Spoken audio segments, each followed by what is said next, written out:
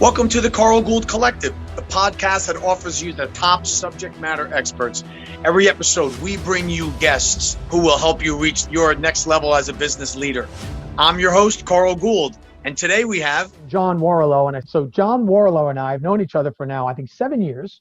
And I know that because when John and I were talking, he said, I typed in John Warrillow and I said, oh, what date are you on? And it brought up a conversation on Google Calendar that we had 7 years ago about the sellability score. And when you were just about pivoting your business from the sellability score to value builder. And so I've had the pleasure of knowing John for a number of years. He wrote the book, which many of you have heard of, and you now talk about as kind of like one of those must reads as an entrepreneur. You know, he wrote the book Built to Sell, and he now hosts Built to Sell Radio. Forbes magazine ranks it as one of the world's top 10 best podcasts for business owners. He's had another book in 2015 called The Automatic Customer, Creating a Subscription-Based Business, and his latest book, The Art of Selling Your Business. I had a chance to go to read it. I got the advanced copy. Thank you, John. It was awesome. I really enjoyed it. So in the past, guys, you've known we've had speakers on where we've asked them to basically give us a class, teach us how to do what you do. But because John has such a, has a broad topic, we thought an interview style would work better here. So we've got a number of things we want to cover. If you have any questions for John, please, if you came with questions, start typing them in, and I'll keep track of the questions and we'll make sure that we address them. But first off, John, welcome to the show. Thanks so much for coming on. Yeah, my pleasure. Thanks. Good to be with you, Carl. Yeah, great. So I remember, the thing that struck me from our last conversation was, it reminded me that you started out, the name of your company was the Sellability Score, and you switched it to Value Builder. And we don't have to get into why you changed it and all that, and you have great reasons for it. But I remember thinking, when I first saw the name, I'm like, not that many people will ever get a chance to sell their businesses, and not many businesses are sellable. That's what made me think about it. So I was glad when you changed it to Value Builder for a number of reasons.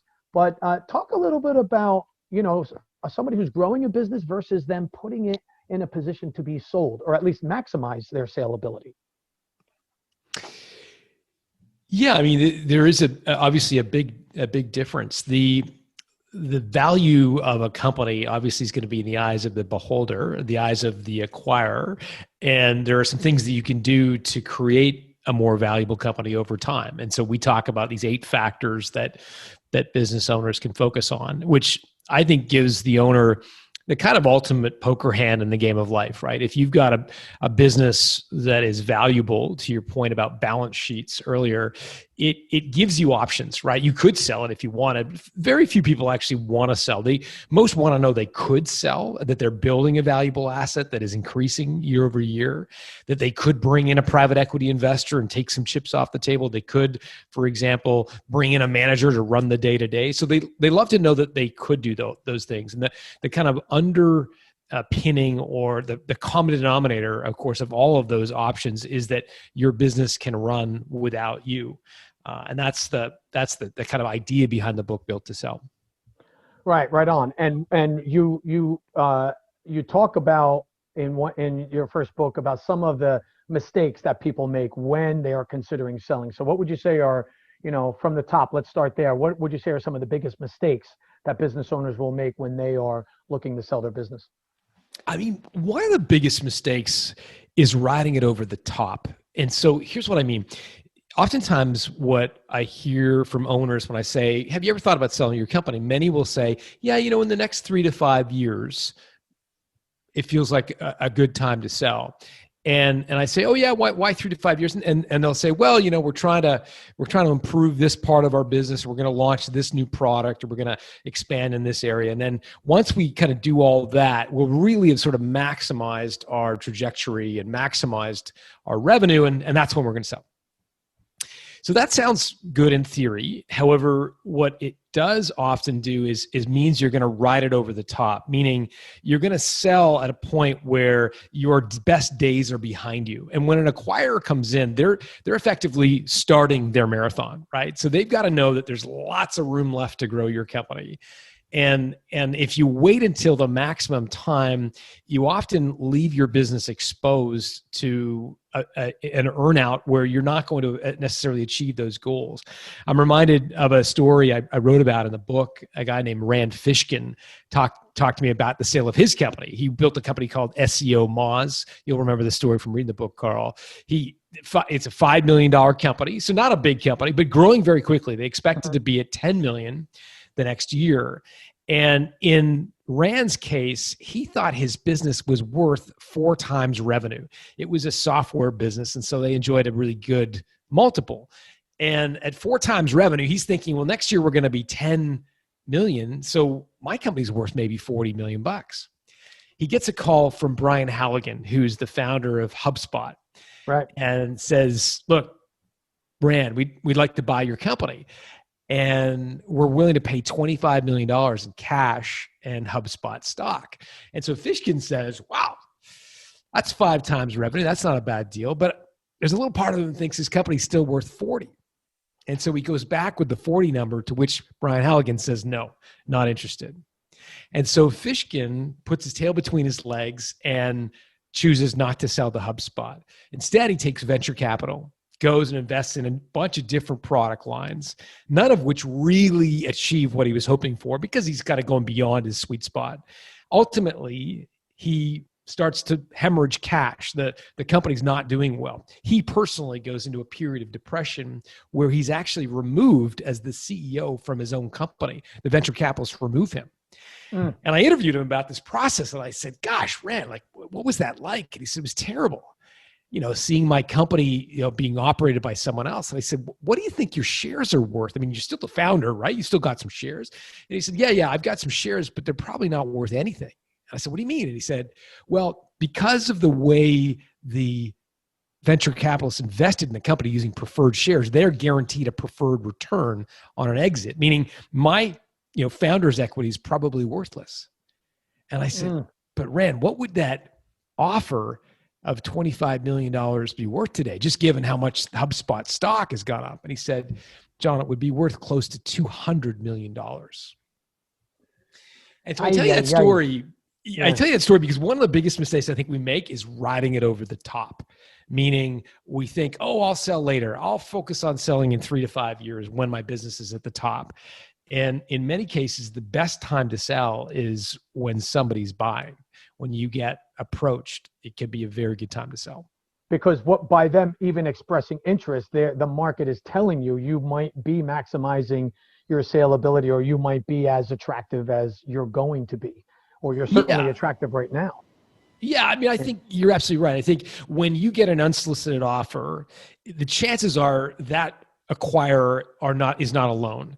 Right now, the most natural acquirer for companies in your client base, I think, Carl, in the sort of, correct me if I'm wrong, but in the kind of, $50 million of value and below, sort of $2 to $50 million of value, that space, the most natural acquirer in that space is going to be a private equity group.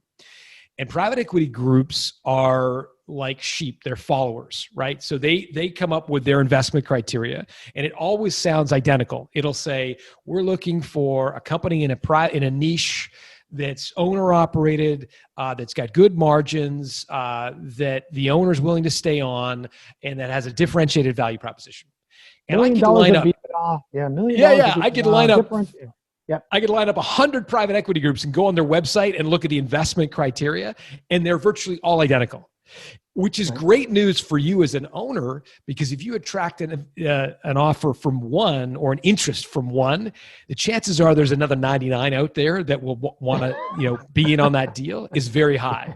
You would fit their criteria for sure. And therefore, you can create competitive tension, a little bit of a bidding war, and that's when you jack up the value of your company. So yeah, I can appreciate what you're saying. Now, here's the conversation that I'll hear. The conversation that I'll have with an owner, it will be, and disclosure, none of you on this call, but you may have heard of somebody else. So like my friend, right? Like hypothetically, I've heard of this conversation happening. If there was a rash that I've hypothetically had, exactly, John. So a friend of mine, So what happens is, what I hear a lot is, I'm tired, I want to get out, or I've done this for 3 decades and I want to get out. Or not so much that the business might be past its peak, but certainly the CEO or the owner is past their interest, and or they've got CEO fatigue, or they've just run out of ideas. You know, the world has changed. They don't have the ideas that or the energy to try to find those ideas. And so now they are going to market, not at their peak. So how can a seller, you know, show that they're interested in selling without looking desperate? Yeah, great. Because I think you're absolutely right. If you approach an acquirer and say, "Oh, please buy me. I'm just tired and Yeah. you know, like I want to go do something else," you know, you're going to get an absolute discount for the value of your company. You want to present and position yourself in the most favorable light. And I think the best way to do that is approach a strategic acquirer with a partnership opportunity, with the discussion around a strategic partnership, because it gives you plausible deniability. You could genuinely be interested in a strategic partnership, not an acquisition.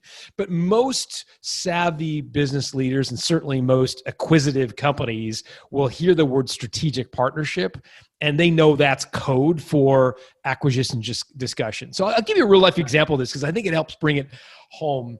There's a woman I interviewed in the book called Stephanie Breedlove, who built a beautiful little business, $9 million payroll company. She had a weird niche.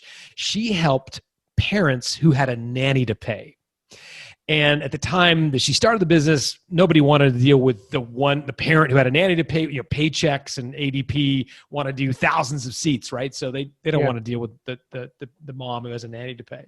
And so Breedlove built this little company just helping parents who have a nanny. Well, long story short, she builds it up to over 25 years, $9 million of revenue, 10,000 customers. And so this is not a juggernaut. This is not the next Google, but it's a good business. And she looks out in the universe and she sees that Care.com would be the natural strategic acquirer for her business. Care.com is like the Angie's List of care providers. You plug in your zip code and it'll give you the 5-star rated babysitters in your local market. She looks up and they have 7 million subscribers. 7 million parents who have a nanny to pay. And so she does the math and says, well, all these guys need my payroll service. So one of two things you could do. You could reach out to the CEO and say, hey, buy my company. And that's going to put you on the defensive and it's going to be a problem. She does the opposite. She goes to the middle of the organization and she finds a marketing manager. And she strikes up a conversation with the marketing manager and says, look, we've got all this content about how do you set up payroll for nannies. Why don't we provide that content to you on a marketing sharing agreement? Marketing manager says, sounds great. And they strike up this partnership. Well, she then daisy chains her way from the marketing manager to the marketing director to the vice president and ultimately to the CEO of Care, where she says, we've had this partnership now for a few months. I figured there's more that we could be doing together. Why don't we sit down? Long story short, Sheila, the CEO of Care.com, acquired Stephanie Breedlove's business for $54 million, which is 6 times revenue. An outlandish multiple. Like it doesn't make sense on any valuation calculator, but it was because she painted the strategic value of Care owning her company. She said to them, look, 70,000 subscribers, 7 million customers. If 1% buy, that's 70,000 customers. I've got 10,000 customers and 9 million in revenue. So if 1% of your customers buy, and that's a strategic acquisition. So I like the word partnership. Gotcha. So now, because you've talked a lot in the past, and it's in your book about how do you create a bidding war, right? So if I'm looking to sell my firm, and so I don't look desperate. I go for that strategic partnership or certainly a strategic acquirer. But how can I get more than one either bidding, or how can I at least make sure enough people are pushing the value of my business upward? So how do you get that bidding war going? Yeah, I mean, that's the process we lay out in the book is it starts with figuring out who your long list of potential acquirers are and winnowing it down to the most strategic of them. And I think it also comes down to being intuitive about how important confidentiality is in your space compared to the importance of maximizing the value of your company. If all you want to do is maximize the value of your business, you're going to want to have a really broad auction, go to as many potential acquirers as possible. Yet for every new acquirer you go to, despite the fact that you'll invite them to sign a non-disclosure agreement, the chances that the market finds out goes up. Equally, if you want to narrow it down to a very small group of potential acquirers, the chances of you being able to get multiple acquirers goes down. And so you want to find the balance between enough to get multiple offers, but not so many that the marketplace finds out. I'm reminded of a guy that I interviewed called Peter Kelly.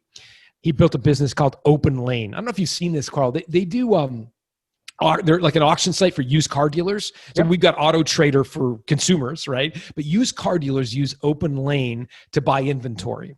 And it's just for used car dealerships. And so everybody puts up their inventory. Now, in the early days, in the old days, when Peter first started this company, it was a really antiquated business. It was all old school, bricks and mortar. The car would like be put on these conveyor belts, and all these buyers for the used car dealerships would like literally sit there with a clipboard and decide as the car went across at 3 miles an hour on these conveyor belts. Well, it's a terrible business, but Peter revolutionized it, made a website where you could bid on inventory.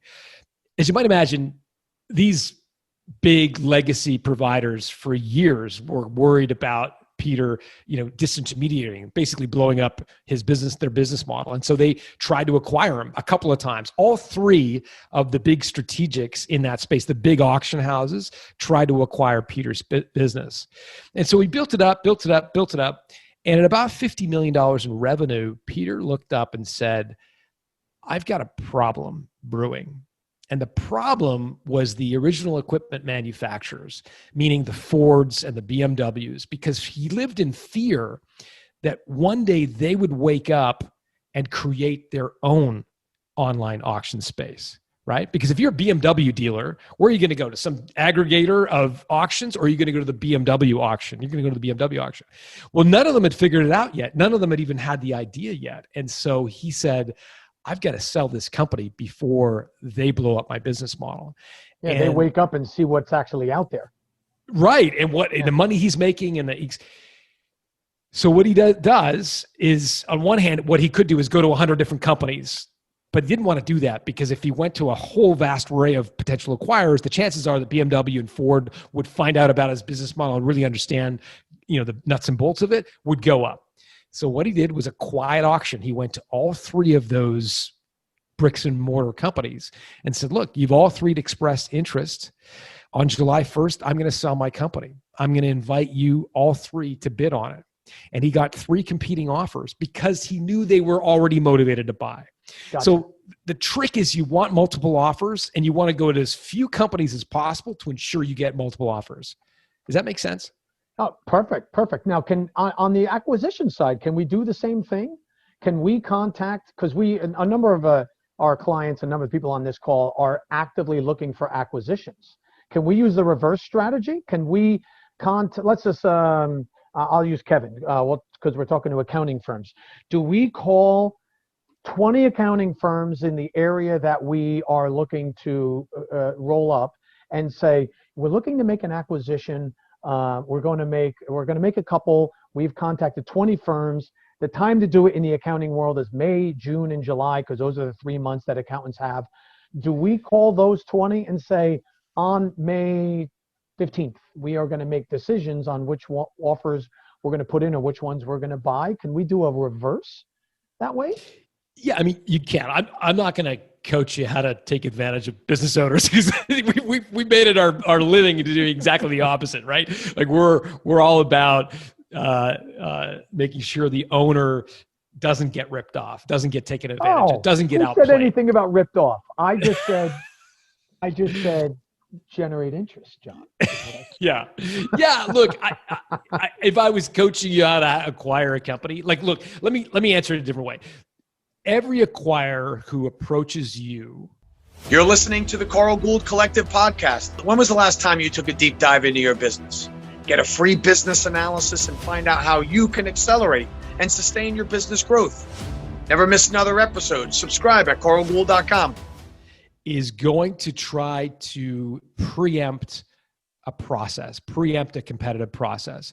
They're going to try to woo you into and romance you into a bait and switch where you agree to negotiate exclusively with them. they're going to force you to sign what's called a letter of intent, which has a no shop clause, meaning you can't continue to compete to shop your business to other people. And at that point, your leverage in the negotiation swings heavily from your favor as the seller into their favor as the buyer. And oftentimes that's what triggers retrading and some of the negative things you've heard about. And so what you want to do is make sure you're not suckered into that. When I say bait and switch, what the common thing that happens is retrading, meaning you agree to sell your business. Let's just make it silly and say you agree to sell your business for $1. Well, 60 days after due diligence, you end up being retraded on, and they lower the value that they're willing to pay for your business to 85 cents because they've essentially suckered you into a deal without competition. And so you want to make sure you defend yourself against retrading. Got it. So so are you saying don't sign the no shop clause under any circumstances, or limit the time frame, or is there any situation where you would be willing to sign the no shop clause? Well, you're almost always going to have to in a small, medium-sized business. It's virtually unheard of to not. What you want to do is create competitive tension before that. So they are aware there are multiple bidders, which holds them accountable through the process. And then what you want to use is something called the no retrading handshake. I learned about this from a guy named Barry Hinckley, and I wrote about him in the book. He built a great little company. When he went to sell it, he agreed to an offer with an acquirer only to have it retraded on and a lot of the value basically taken away. And he said, I will never fall victim to this scam again. And so he went and built another wonderful business, Bullhorn Technologies. And he got to the point where he was running a process and selling the business, got multiple offers, finally agreed to one who was insisting on a letter of intent. And so what Barry did is he went in the negotiation room where the final sort of T's and C's were all sort of worked out. When everyone was sort of agreed to the terms, Barry got up from the table, walked over to the most senior person in the room and said, I will do this deal with you on one condition. And the CEO of the other side said, okay, what's the condition? And he said, no retrading. And that's the no retrading handshake. You put your hand out, you look them in the eyes, and you say no retrading. And what that does is effectively communicate to the other side that you understand the scam and you're not going to fall victim to the game.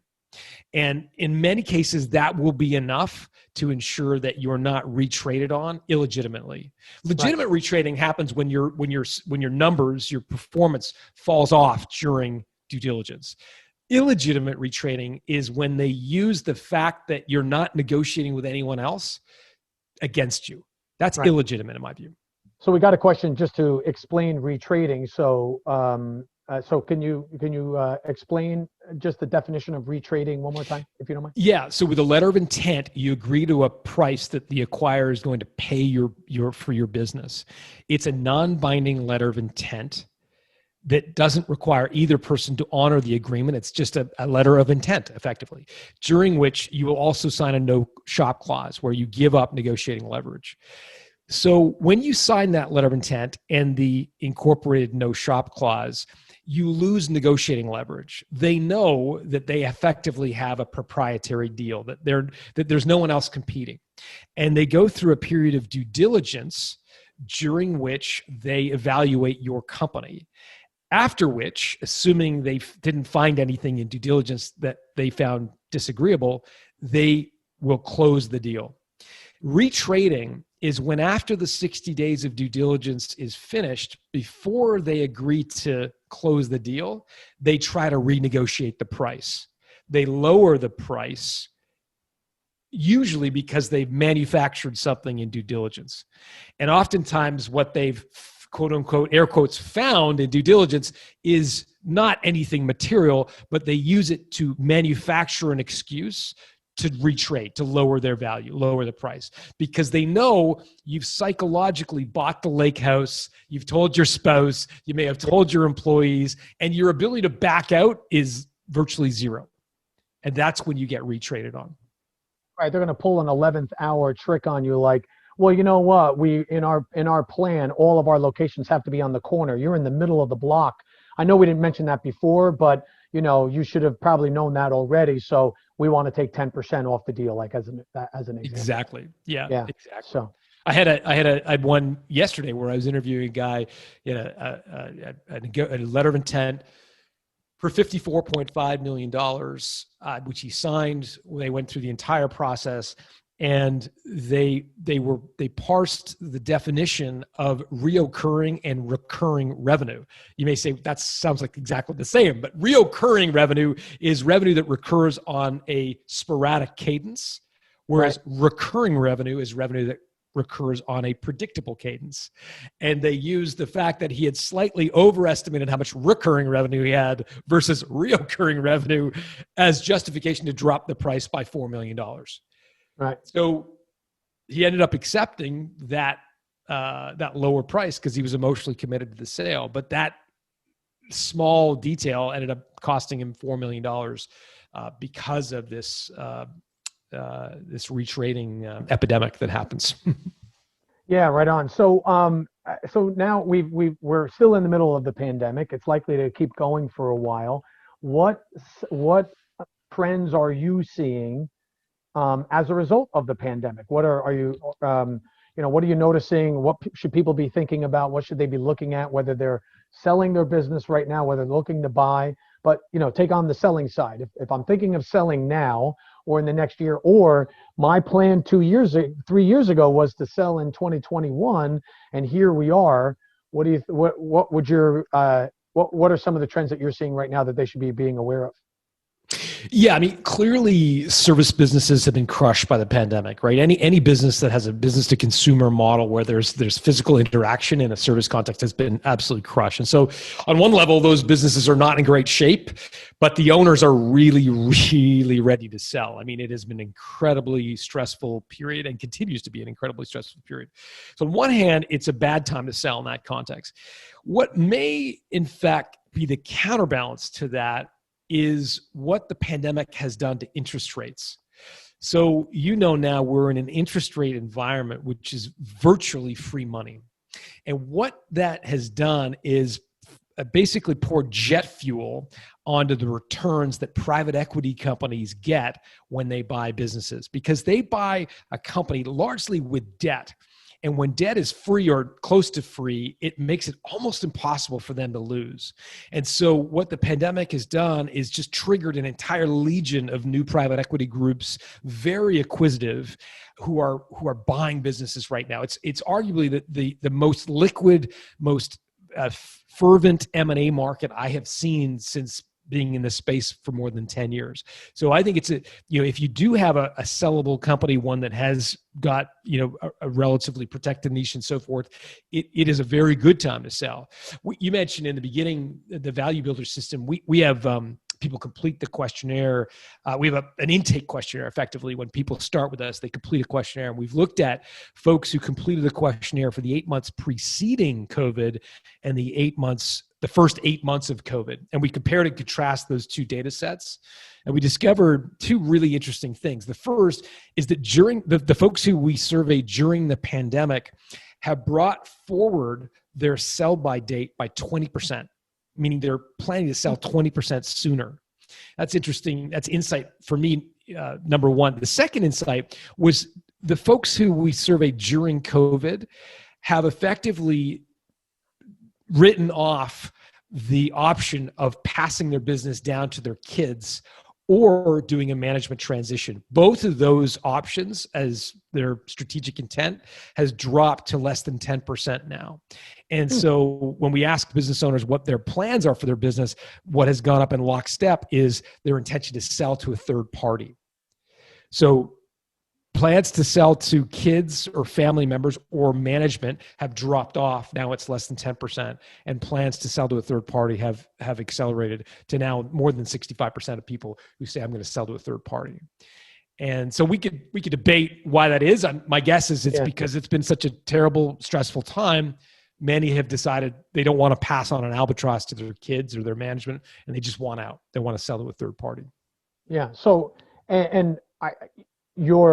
that is very interesting. And at the same time, a lot of people knowing what the interest rates are, and a lot of VCs and other companies, they know that the market is ripe for acquisition as well. So for those of us on this call that are in that $2 to $100 million range, so, a larger company comes knocking, a Fortune 500 or an industry giant or a larger competitor, they come knocking, and we'll take all the advice you've given us thus far, no shop clause, no retrading, minimize that exposure. But how can we gain leverage or level the playing field against an industry giant if they do, and when they do come knocking? Well, the first is don't shoot yourself in the foot. So one of the questions they're going to ask you is, what do you want for your company? And they're going to do it maybe over a glass of wine if you have the opportunity to meet them in person after the pandemic, or, after you get very comfortable with them. They're going to say, Carl, man, like this, you built such an amazing company. Have you ever thought what you'd want for it? Or what's your number? These are all different ways of saying the same thing. Sure. And the answering that question is almost always a mistake. If you throw out some crazy high number, they're going to look at you and say, this guy's completely is unreasonable. Like if Stephanie Breedlove had started with Sheila and said, I want $54 million for a $9 million company, she probably would have undermined the entire negotiation, right? Because she didn't have a chance to romance and tell the story and string the narrative together. She would have lost them before they even began. Equally, if you put a lowball number in place or a more realistic number in place, you will effectively be putting a ceiling onto which you will never sell your business beyond. I'm reminded of a guy interviewed in the book. You maybe remember this one, the story, Carl, the guy from Pepper Jam. Chris Jones is his name. Yeah. So Chris Jones builds this little software company called Pepper Jam. Great little business. Gets a call out of the blue from a guy named Michael Rubin. Michael Rubin built GSI, sold it to PayPal, like a very, massive exit, unicorn kind of thing. And Michael says to Chris, why don't you come down and see me and we'll have like a chat about technology. And so Chris thinks, man, this is great. I'm going to get like this tech luminary. I'm going to have a chance to, break bread with. So he goes into his office, and instead of being on his own, Michael Rubin is flanked by his chief financial officer and his head legal counsel. And without even exchanging pleasantries, Rubin says to Jones, all right, what do you want for Pepper Jam? And Jones is like, what are you talking about? What do I want for Pepper Jam? I just thought where's we were the going to have a chat. Yeah. Where's the coffee? Don't we get to like hold hands before we, anyways. So he says, no, Rubin says, no, like, what do you want? Like, how much do you want for your company? And Chris Jones blurts out a number. And Rubin, without even acknowledging Jones, kind of looks at his chief financial officer and says, okay, I think we can get a deal done. What he was doing in so many words is basically saying to his chief financial officer, don't pay a penny more than that number. And I talked to Jones after the fact and I said, man, would you like to have a mulligan on that conversation? And he's like, yeah, I would love to have a do-over on that because I put a ceiling on which I would never sell the company. Ultimately, the business sold for virtually that exact amount. We never know. He will never know how much more Rubin would have been willing to pay. But it's one of the classic ways that strategic acquirers, sophisticated buyers will try to get you to say something that you will end up regretting in part of the process of selling. Yeah, and right, it's one of those things that it's emotional torture too, because no matter how hard we try as people, if we do something well, it'll nag us forever if we thought we left something on the table. That's right. Like, you know what? I ate that donut in 9 minutes flat. I think I could have done 8. I could have done 8.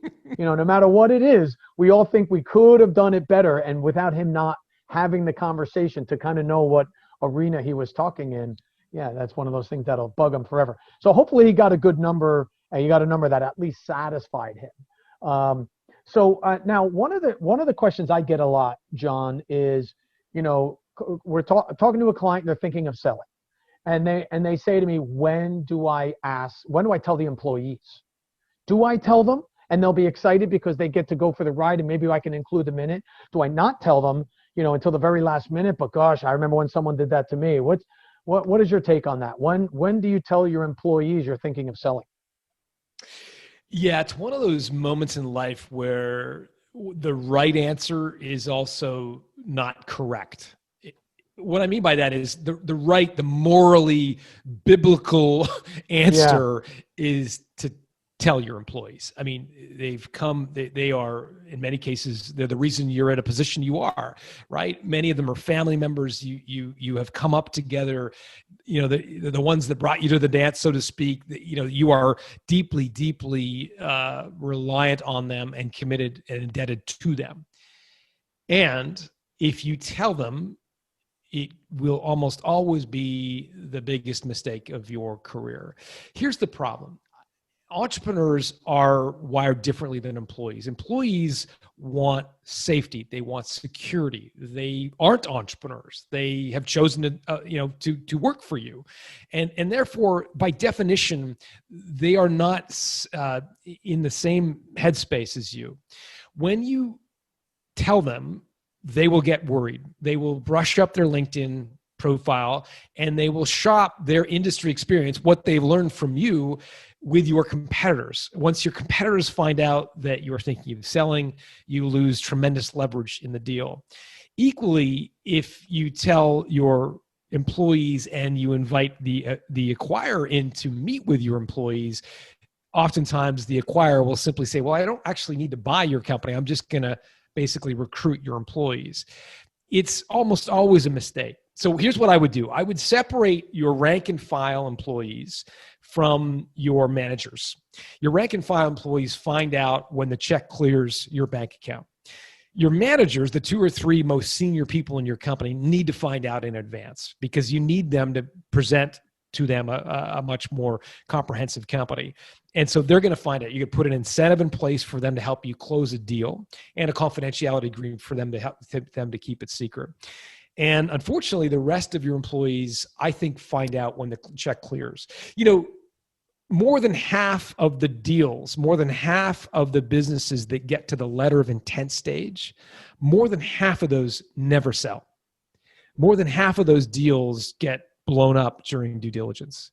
And so if you tell your employees, they will A, check their LinkedIn resume and start to shop. B, they will always question your commitment to the company. Oh, Carl wants to sell. Carl's thinking of selling. I mean, if this deal blew up, but man, he's got one foot out the door. He told us we're going to have to drag him out of here. Now he's entertaining. Yeah, exactly. So look, I think, if you pay your people a good wage, you give them mobility options to increase in their career, you give them coaching when they're falling down, you give them benefits. You've upheld your obligations as a good employer. You are in no way obligated to tell them about your the asset that is your ticket to retirement or going on to do the next thing you want to do. Yeah, no doubt. John, thank you so much. I mean, thanks for your insights. This is such a fascinating topic for me because one of the biggest dreams of any entrepreneur is launch, grow, then sell. And it's fascinating to me that how few times that actually happens. And that before the short sale, before the mortgage meltdown, it was actually unheard of you would ever walk away from your house. That kind of changed a little bit. But prior to that, how many people would just simply walk away from their businesses when 60 to 80% of their net worth is tied up in it? It's always a fascinating, a fascinating topic for me. And as always, we've been friends for a while. I've read all your books. I listen to your podcast, and yet I still come away with every time we talk with another insight. So thank you so much for coming on. You're very welcome, Carl. Yeah, thanks so much. Thanks for joining us. It's been another great episode of the Carl Gould Collective, where we bring you the best in subject matter experts, CEOs, celebrities, and newsmakers sharing real-life stories and expertise to help you succeed. Make sure you visit carlgould.com, where you can subscribe, listen to past episodes, and find out more about growing your business. If you're interested in personal business coaching, send me a message. Join us next time for the Carl Gould Collective podcast.